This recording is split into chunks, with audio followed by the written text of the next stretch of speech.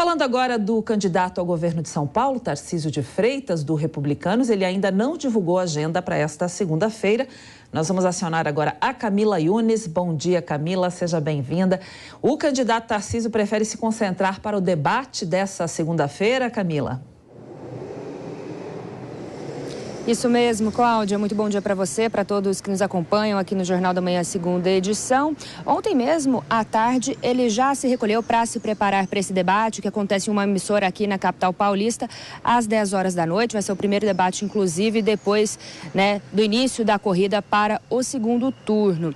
Inclusive, ele teve nesse final de semana uma agenda relativamente cheia, no Corpo a Corpo. No sábado, ele participou de um evento do Sebrae, uma feira de empreendedores, destacou ali algumas medidas que ele tem para o setor, com relação a ampliar a digitalização e também de fomentar e incrementar as startups, nessa agenda de Tarcísio de Freitas no sábado. Ontem, ele compareceu à Convenção Nacional das Assembleias de Deus paulistana, estava ali no Corpo a Corpo, falou com as pessoas e também destacou medidas para a saúde, diz que quer incrementar um aporte para as Santas Casas, falou bastante a respeito das Santas Casas e que para isso ele conta inclusive com o governo federal. Mas hoje então ele não tem agenda pública, não foi confirmada nem divulgada nenhuma agenda até então, mas a expectativa é de que ele fique se preparando para este debate que acontece às 10 horas da noite. Inclusive, vai ser o primeiro debate, a gente teve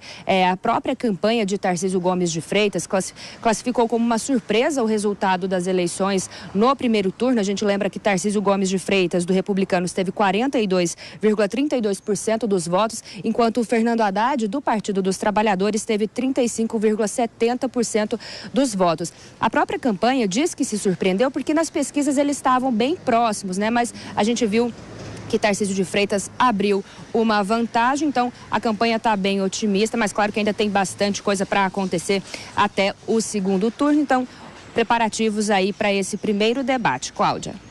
Muito bem, Camila Yunes, obrigada pelas suas informações. Até daqui a pouquinho, então.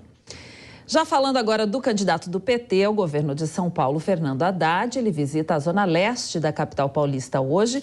Quem traz as informações para a gente é o Marcelo Matos. Bom dia, Marcelo, bem-vindo. Quais são as suas informações aí de momento do candidato Haddad?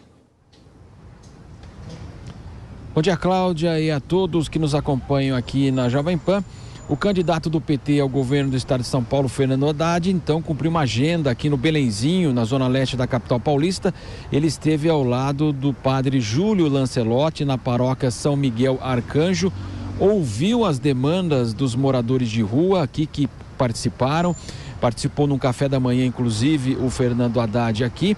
E ele imagina que após a pandemia, a prefeitura recentemente fez um censo dos moradores de rua na capital e calculou em 33 mil pessoas que moram hoje nas ruas aqui da capital. Haddad e o padre Júlio Lancelotti, ele imagina que o número deve ser maior, 40 mil, essa é a avaliação do padre Júlio Lancelotti, e que no estado de São Paulo 70 mil pessoas devem estar morando nas ruas. Então, a gravidade do problema, a urgência de uma renda básica, da intromissão de fato do governador do estado nesses temas. Haddad garante que deixou de ser um assunto vinculado às cidades, mas que precisa ter todo o envolvimento dos municípios paulistas e do próprio governo do estado de São Paulo.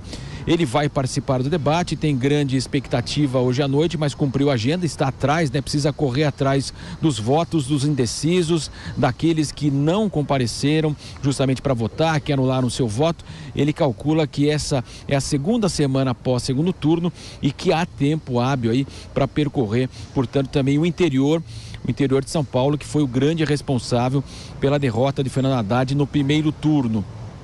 Falando sobre campanha ainda, ele nega qualquer tipo de ruído com a campanha nacional de Lula.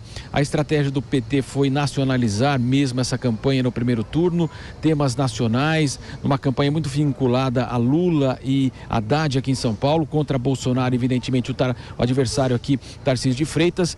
Então houve uma reclamação de pedidos não atendidos por parte da campanha de Haddad, mas ele minimiza esse fato, garante que conhece o presidente Lula há 30 anos, que pode errar, Lula também pode errar e que esses fatos estão superados e, portanto, acredita ainda na recuperação. Falou que, inclusive, nas pesquisas internas já houve uma diminuição de Bolsonaro em relação a Lula em São Paulo, estado, e também da própria diminuição de Tarcísio em relação a Haddad. Essa foi a palavra aqui do candidato do PT ao governo do estado de São Paulo. E começa a chover agora aqui no Belenzinha, viu, Cláudia?